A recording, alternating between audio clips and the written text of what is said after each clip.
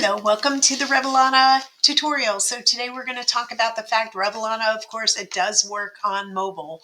And in order to do that, you need to download the LeadConnector app. So you just do a search on LeadConnector app, download, or LeadConnector app store, LeadConnector app for iPhone, whatever it might be. So this works on both telephones, Droid, iPhone, tablets, it doesn't matter.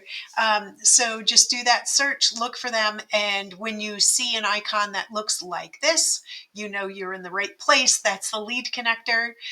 Please go ahead and download that. It's not, using Revellana on your iPad, your iPhone, your Droid, your tablet, whatever it might be.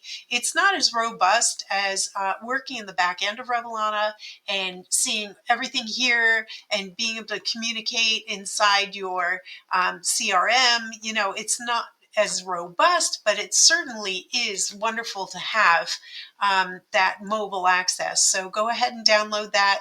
That's your way of being able to get emails, texts, social media, DMs, messaging, missed calls. You can get your voicemail there. You can pick up calls there. It just gives you alerts on your phone or on your tablet the way you want to.